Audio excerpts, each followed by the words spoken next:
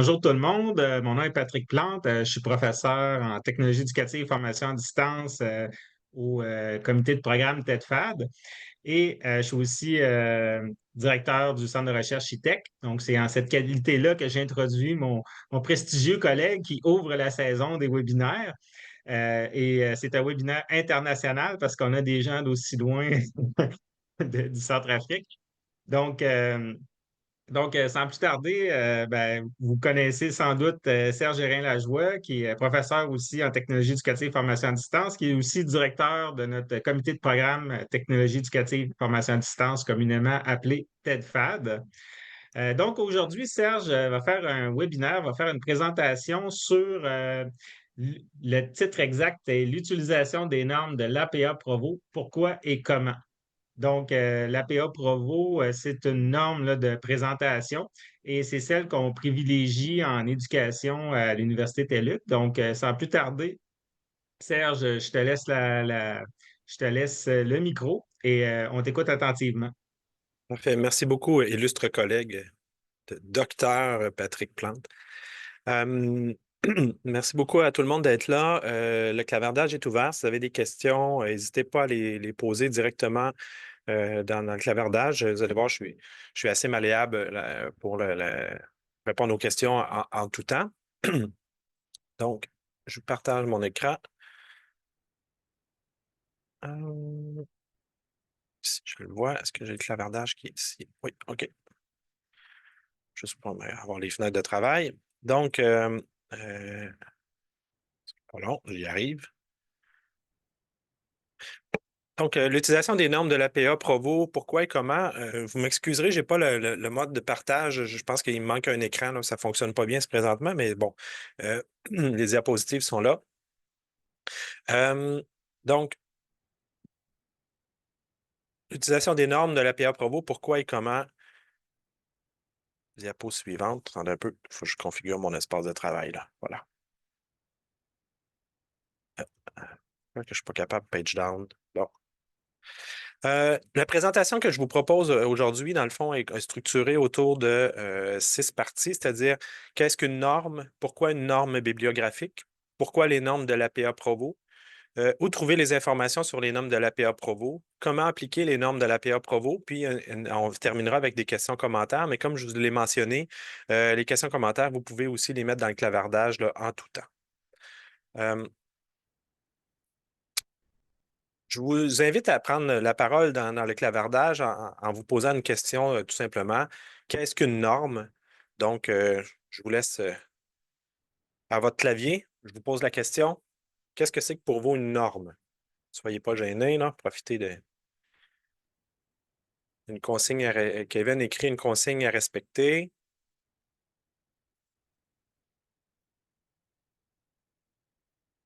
Vous n'êtes peut-être pas prêt à un webinaire où est-ce que vous devez interagir. Soyez avisés, il y en a d'autres questions comme ça. Ne soyez pas gênés non plus.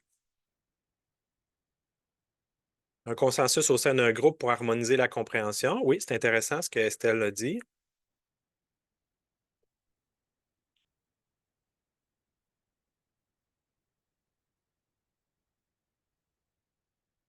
Vous êtes en train de manger votre lunch, là, c'est correct aussi, là, mais déposez-le, puis vous pouvez répondre à la question. Euh, il y a différentes définitions qu'on peut utiliser. Un modèle, une règle à respecter. Oui, ça va dans la même lignée de pensée, Mélanie. Euh, Ici, il y a 2 définitions, c'est-à-dire une norme, c'est du latin équerre, règle, désigne un état habituel répandu, moyen, considéré le plus souvent comme une règle à suivre. Ce terme générique désigne un ensemble de caractéristiques décrivant un objet, un être, qui peut être virtuel ou non. J'avoue que la définition de Wikipédia, elle nous éclaire un peu, mais pas tant que ça.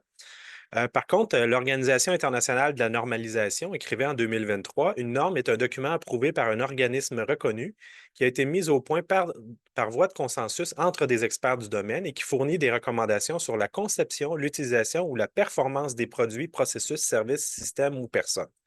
Bon, c'est beaucoup plus organisé comme définition, mais vous comprendrez que c'est un organisme reconnu qui a utilisé un consensus d'experts, qu'on peut penser qu'il y a des experts aussi sur le terrain, puis ça fournit des recommandations. Donc, des recommandations à la fois sur comment faire ou comment produire. On comprend que l'Organisation internationale de la normalisation, là, c'est entre autres eux là, qui a les normes ISO et compagnie. Euh, Qu'est-ce qu'une norme? Je vous donnerai un exemple ici. Si on prend l'exemple de partition musicale, je me souviens comment il s'appelait, c'est Eric Satie qui a déjà écrit un morceau qui s'appelait, de mémoire, là, c'est Pièce en forme de poire. Bon, ben, il avait écrit la partition est écrite en forme de poire. Donc, ça devient difficile de lire, tourner le document pour bien voir, tout bien lire. Mais ce qu'ils ont fait en musique, c'est qu'ils ont instauré des normes au fil du temps.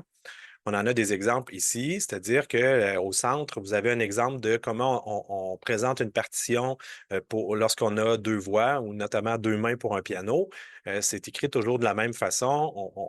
On présente un certain nombre d'éléments dans la ligne du haut, on a une portée, et ainsi de suite. Mais si on regarde à droite, on a un autre exemple. Bien, tous les partitions d'orchestre vont avoir la même structure, c'est-à-dire qu'en haut, on retrouve les instruments, les bois, ensuite de ça, les cuivres, les percussions, puis en dessous, les cordes. Si on avait une chorale qui s'ajoutait, bien, on aurait un endroit où est-ce que ça se retrouve là. Donc, un chef d'orchestre peut lire un score ou une partition de l'ensemble de l'orchestre et il va toujours retrouver les mêmes informations aux mêmes endroits. Donc, c'est beaucoup plus facile de s'y retrouver, de diriger et ainsi de suite. Fait que voyez-vous, c'est un exemple de normes qui sont des exemples de normes et à quoi ça peut servir, notamment ici dans l'exemple en musique. Euh, je vous pose la question à vos claviers. Donc, quels pourraient être des exemples de normes que vous avez déjà rencontrés jusqu'à maintenant?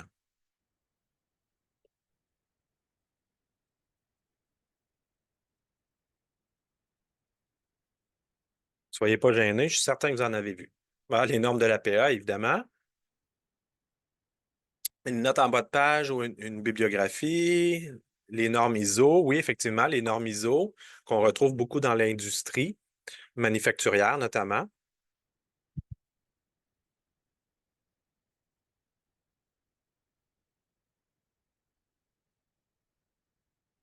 Citer la source de l'information, oui, OK, là, on est beaucoup dans le domaine scolaire. Élargissez un peu, là. La notation scolaire, c'est encore drôle, c'est pas tout à fait une norme. C'est-à-dire que la norme peut varier. Par exemple, la note de passage n'est pas la même d'une région à l'autre ou d'un pays à l'autre. On peut avoir les exemples lettrés. Euh, je ne me souviens pas exactement, là, mais quelqu'un avait déjà fait l'analyse, là, tu sais, les A plus, B, et ainsi de suite. Avait constaté qu'à l'université, je pense que c'est d'Ottawa, ils n'ont pas de B-. Personne ne sait pourquoi, mais il n'y a pas de B-. Fait que je veux dire, puis le B, qu'est-ce qu'il veut dire? Le B, il y a des échelles de conversion, ça ne veut pas dire la même chose. Un B à une université versus un B à une autre université, ça ne veut pas dire qu'il y a le même résultat. L'exemple de normes, oui, le code de la route, effectivement. Il y a des normes sociales aussi. Fait que voyez-vous, là, on est entouré de normes, là. Il y en a qui sont plus ou moins acceptées, il y en a qui sont plus ou moins mises en application, mais ça peut changer aussi selon des régions, c'est ce qu'on constate aussi. Je vais donner un exemple de norme ici. Vous avez l'exemple au tennis, mais quand le match est terminé, les adversaires vont aller se serrer la main. C'est pas une convention, mais c'est une norme.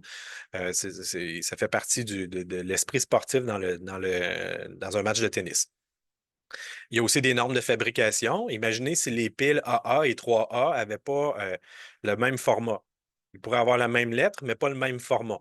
Ben, on se retrouverait que les piles d'une région à l'autre ne fonctionneraient pas dans tous les appareils. Fait que on a convenu, il y a des normes internationales qui nous disent ben, des 2A, c'est telle grandeur, des 3A, c'est telle grandeur, puis ça fonctionne dans tous les appareils. On peut voir, exemple, aussi, cette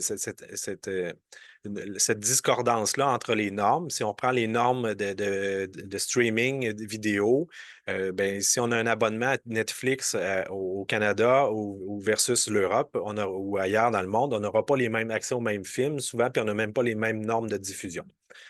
Donc, c'est d'autres exemples. Je vous en donne un autre exemple aussi, encore en lien avec la musique. Je ne peux pas renier mon passé de musicien. Ben, il existe aussi des normes, des normes de rédaction de comment on présente les travaux dans le domaine de la musique. Je me souviens, à une certaine époque, quand justement j'étudiais en musique, on me disait qu'à la Bibliothèque de Chicago, il y avait un livre qui présentait l'ensemble des normes reconnues dans le monde. Et pour la musique, il y a des particularités. Bien, ils ont des normes pour comment présenter les informations, comment citer les choses, des éléments de musique. Et il y en existe aussi par extension, il y en a aussi dans le domaine de l'éducation et ainsi de suite. Donc, il faut comprendre qu'il y a des normes qui sont définies par des domaines, notamment les domaines scolaires. Donc, pour répondre à la question pourquoi il y a des normes bibliographiques ou des normes tout court, ça permet de retracer les références et les sources. C'est-à-dire que dans une ère où présentement où il y a des gens qui utilisent des outils d'intelligence artificielle, bien, si ça nous cite un individu, puis on va aller vérifier si cet individu-là a réellement écrit ça ou a vraiment dit ça, bien, il faut être capable de le retracer. Donc, il faut être capable de suivre la référence, puis d'aller chercher la référence, puis d'aller voir s'il a effectivement dit ça. Ça fait partie du travail intellectuel et du travail de rigueur qu'on doit faire. Et quand ça reconnaît aussi, dans le fond, le fait de citer les sources, ça reconnaît le travail que les autres ont fait avant nous. Donc, le fait d'utiliser des normes, ça nous permet comme lecteur d'aller chercher la référence, puis ensuite de ça, d'aller chercher le document d'origine pour vérifier, soit vérifier si c'est l'authenticité de ce qui était rapporté, mais aussi peut-être de nous dire, ah, moi, ça m'intéresse, je voudrais aller plus loin. Ben, si je ne suis pas capable de retrouver le document qui a été cité par le rédacteur, on a un problème. Ça permet justement d'aller plus loin. Le troisième point, c'est de permettre au lecteur d'aller plus loin pour la compréhension de ce qui aurait été dit ou avancé. Euh, le fait aussi d'utiliser une norme, une obligation juridique, le fait de ne pas citer des sources équivaut à faire du plagiat. Donc, si quelqu'un a déjà dit ou écrit quelque chose avant, on va prendre l'habitude on doit, au niveau universitaire, le citer et reconnaître reconnaître ce qui est à César, ce que César a dit, ça lui appartient. Là. Je ne sais plus comment on le dit, cette expression-là. Patrick, tu pourras me dire, là, mais rendre à César ce qui est à César. Donc, dans cette lignée-là, je veux dire, si Patrick Plante a écrit quelque chose, je cite ses travaux, je cite ce qu'il a écrit, je vais dire que c'est lui qui l'a fait. Donc, ça entraîne le respect du droit d'auteur. Ça félicite la lecture pour la mise en forme aussi, c'est-à-dire que si imaginez à chaque fois qu'on écrit un texte et on est en train de lire, puis on dit, comme le dit Patrick Plante dans son livre XYZ ou dans son article X dans la revue X, ça commence à être lourd. Donc, il y a des façons de présenter ça, de dire, de citer dans le texte et de fournir les informations au lecteur s'il veut y aller, il veut les consulter. Et aussi, ça permet l'utilisation de logiciels de gestion bibliographique, c'est-à-dire que les normes, il existe des logiciels, notamment Zotero, qui permettent de bien gérer ces références-là puis de les réutiliser. Donc, au département éducation, on a mis de l'avant l'utilisation des normes de l'APA Provo, je vais y revenir, mais le plus rapidement dans vos études, vous allez apprendre à utiliser les logiciels de gestion bibliographique. Ben, vous allez pouvoir réutiliser, remobiliser tout ce que vous avez lu et les références que vous avez lues dans l'intérieur de vos travaux de façon beaucoup plus de façon simplifiée. Voilà. Des exemples de normes bibliographiques, il y a le style MLA, le style Chicago, le style APA. C'est toutes des normes qui existent, qui sont utilisées, mais en éducation, celle de l'APA est celle qui est majoritairement utilisée là, dans le domaine de l'éducation. Pourquoi les normes de l'APA Provo? Ben, tout simplement parce que M. Provo, qui est je pense, un professeur à l'Université de Trois-Rivières, M. Provo, ce qu'ils ont fait, et ses collègues, ce qu'ils ont fait, c'est qu'ils ont traduit les normes de l'APA. Donc, c'est pour ça qu'on les appelle les normes de l'APA Provo, parce que c'est une traduction. Ce n'est pas une francisation, mais bien une traduction des normes de l'APA. Et pourquoi on les a utilisées, dans le fond, c'est que, de un, c'est une traduction intégrale. Donc, on n'a pas besoin de faire de changements dans les outils de logiciels de gestion bibliographique. Les normes de l'APA Provo sont celles qui sont les principales. Les normes de l'APA sont les principales normes utilisées en éducation. Donc, si vous travaillez avec les logiciels en disant, ben, j'utilise les normes de l'APA, vous respectez les normes de l'APA Provo. C'est automatique. Puis c'est un document en français parce que le document sur les normes de l'APA, là, actuellement, je pense qu'on est à la 7e édition, c'est un document uniquement en anglais. Donc, en travaillant avec l'APA Provo, on a accès à un document en français. Ça permet l'utilisation simple des outils de gestion bibliographique, c'est-à-dire que si vous utilisez Zotero ou EndNote, bien, vous configurez ces logiciels-là en disant j'utilise les normes de l'APA et vous avez intégralement utiliser les normes de l'APA Provo. Voilà. Et les normes de l'APA, notamment l'APA Provo, ce qui est intéressant aussi, que ce n'est pas seulement pour la gestion bibliographique, mais c'est aussi pour la mise en forme des références, puis la mise en forme, je dirais même, des documents, les marges, les espaces, les interlignes, la présentation des schémas, des tableaux, et ainsi de suite. Donc, ça va beaucoup plus loin. Et on a choisi ça au département d'éducation en disant, bien, ça donne une façon de faire au département et ça permet aux étudiants d'apprendre à se conformer à une norme puis à bien présenter les choses. Puis vous allez voir les exemples dans quelques minutes. Donc, si vous avez besoin d'aller trouver un logiciel de gestion bibliographique, on vous en recommande deux, EndNote ou Zotero. Personnellement, j'ai une préférence pour Zotero. Si vous allez à l'adresse carrefour.uquebec.ca, vous allez pouvoir avoir toutes les informations sur les logiciels et vous allez pouvoir les télécharger et les mettre en place. Où trouver les normes de l'APA Provo? Bien, tout simplement, regardez bien, je vais présenter. Ici, vous avez le document sur le site de la bibliothèque. En passant, la bibliothèque à la TELUC, ça fonctionne très bien. Si vous allez dans la fenêtre outil de recherche, vous pouvez taper directement le titre ou l'auteur et vous allez retrouver les informations. Et si vous allez dans...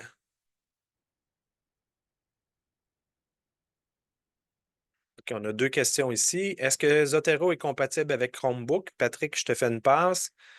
Parce que c'est un spécialiste de Zotero. Puis est-ce possible de mettre le lien dans le Carrefour, pas dans le Carrefour, mais dans le chat? Oui, t'en as un peu.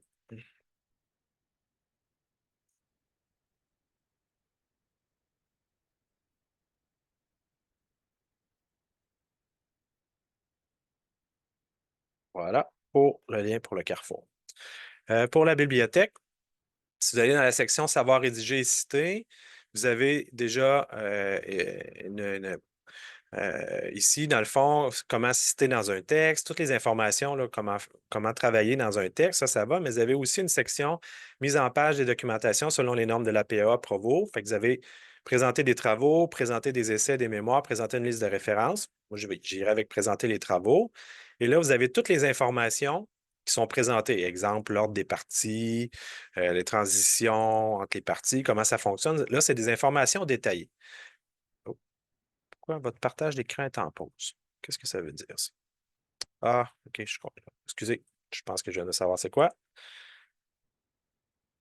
Excusez-moi. Attends, j'ai mon écran. Voilà. Excusez. Voilà. Donc, sur le site de la bibliothèque, je vais revenir. Quand vous arrivez dans la section sur la bibliothèque, vous avez un portail qui est très bien fait. Savoir rédiger et citer.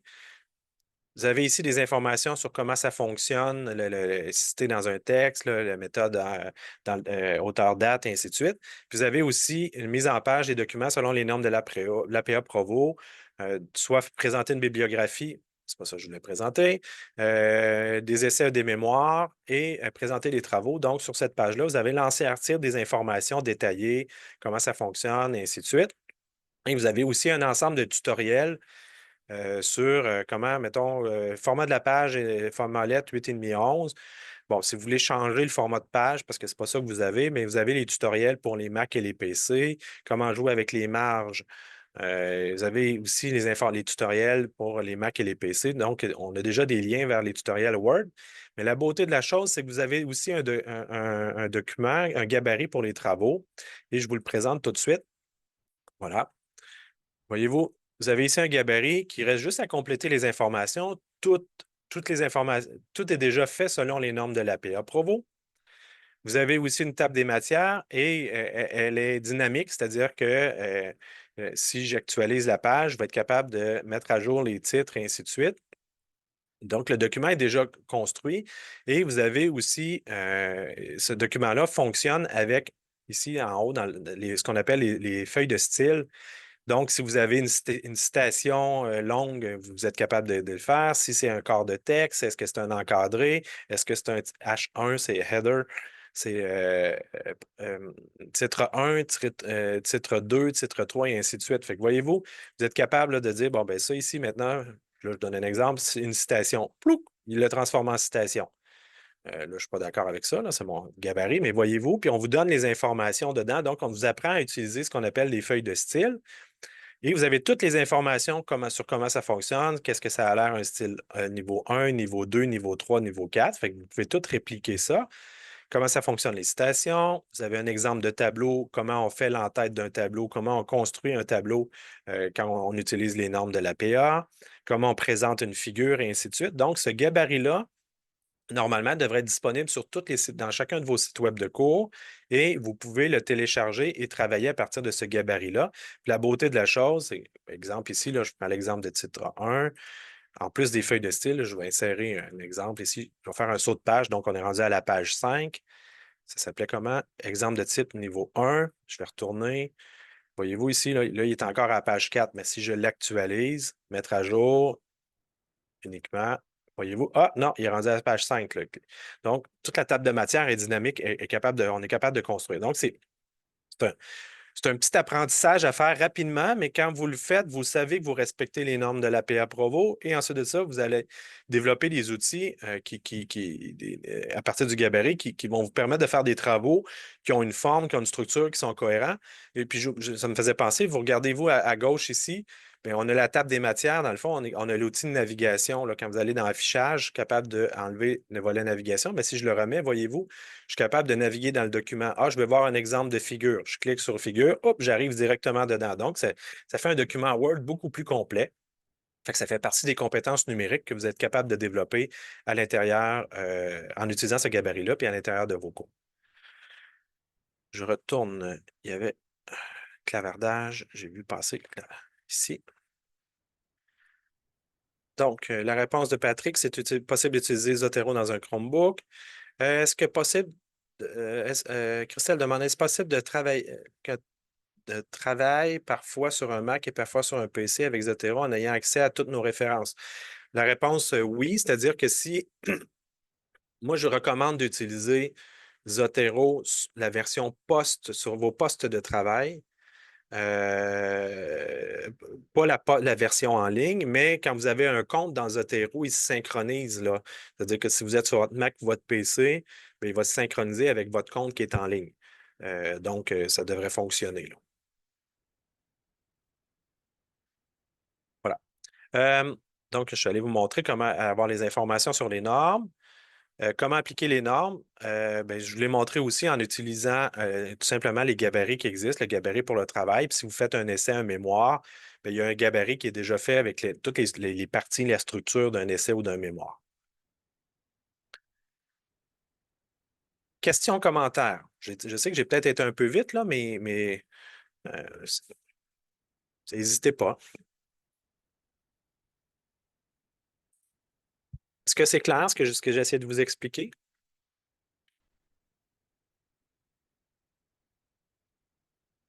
Merci, Mélanie.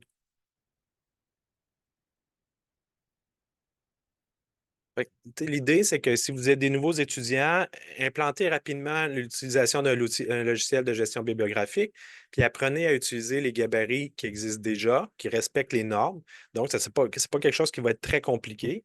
Sauf que plus vite vous le faites, plus vite ça va vous aider à vous structurer, vous organiser, puis présenter une qualité dans les travaux en même temps aussi. Puis si demain matin, on disait non, on ne veut plus les normes de l'APA Provo, puis on prend une autre norme, bien, je veux dire, ça ne serait pas plus compliqué. Il faudrait juste changer la configuration dans nos logiciels, puis on y arriverait aussi. Parfaitement, j'attends une réponse de la télé, que je suis un peu rouillé, mais je vais y arriver. Ouais, tout à fait, monsieur Pi. Donc, voilà. C'est l'idée.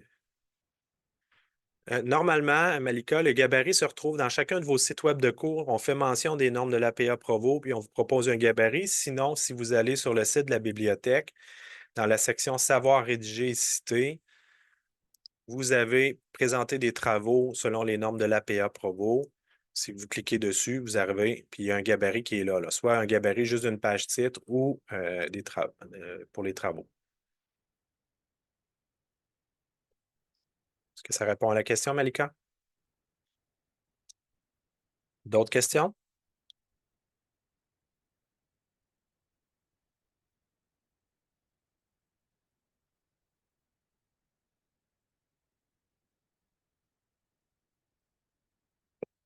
Soyez pas gênés.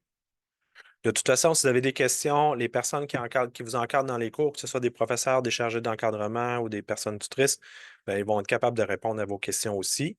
Ben, je vous remercie beaucoup pour votre participation puis votre présence. Puis, attends un peu. Dans Microsoft Office Word, il y a la norme APA, mais je ne sais pas l'utiliser. Est-ce qu'il y a un tutoriel pour l'utilisation? Il faudrait voir. Je sais que ça existe, mais moi, personnellement, j'utiliserais directement. Regardez, je vais vous partager un exemple, là. Partager mon écran. J'ai-tu un document qui est ici? On parlait tout à l'heure là, d'utilisation en ayant Zotero. Moi, j'ai Zotero d'installer. Ben, si je suis en train d'écrire un texte, puis blablabla, blablabla, là, ça n'a pas d'importance. Puis je veux citer Patrick Plante, mais dans l'onglet Zotero, j'ai Add Stations. Là, il va me demander, oui, c'est les normes de l'APA 7e édition. Parfait. Et là, il va m'ouvrir une fenêtre. Puis là, je vais trouver un document avec Patrick Plante. Bon, Plante et Al, retour sur l'expérience de conception, formation, j'enseigne. Voilà. Fait que je veux citer cette personne-là. Voilà. Fait que voyez-vous, Plante et Al viennent de rentrer directement. Puis à la fin de mon document, je peux insérer une bibliographie. Puis je vais le montrer. Je vais aller à la fin. Je vais faire une insertion de bibliographie. Insérer une bibliographie. Clouc. Voilà. La référence complète, elle est rentrée parce qu'on l'a bien rentré dans Zotero. Et si je veux rajouter, je vais retourner où est-ce qu'il était, mon ami Plante. Je veux rajouter un autre auteur là-dedans. Tiens, Madame La Tulipe.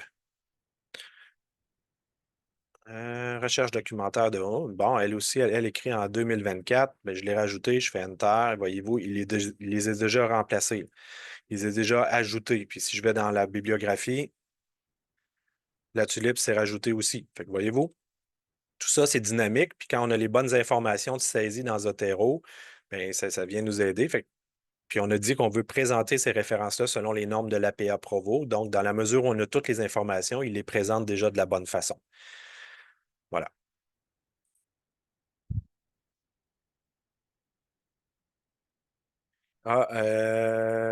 J'utilise Zotero dans mes travaux, mais on m'a dit que j'ai des erreurs de citation. Comment modifier les références? Bien, ça peut être juste vérifier quand vous importez vos références, là. Bien, s'assurer que ce sont les bonnes informations. Ici, là, vous en avez un exemple, là. Mettons ici, là, faire de l'enseignement explicite. Bon, voilà, c'est une page web, là. Bien, s'assurer que ce sont les bonnes informations qu'il y a ici. Euh, L'autre erreur qui peut être arrivée, c'est que des fois, on veut bien les normes de l'APA Provo et non pas, et c'est une traduction des normes de l'APA. Ce n'est pas une francisation là, non plus. Fait qu'il faut faire attention, là. Mélanie Paquette dit même chose pour les citations. Je ne suis pas certain de comprendre la question.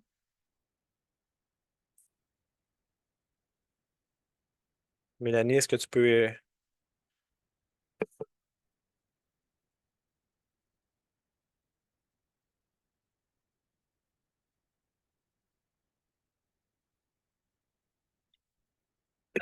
Hmm.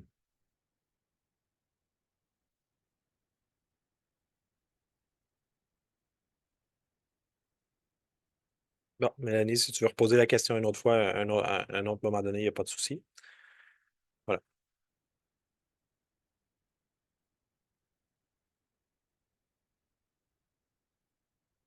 S'il n'y a pas d'autres questions, ben, je vous dis merci encore une fois d'être présent.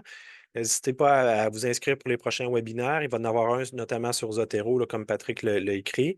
Il y a une série de webinaires. Puis s'il y avait d'autres questions, ben, n'hésitez pas là aussi. Là, on est capable.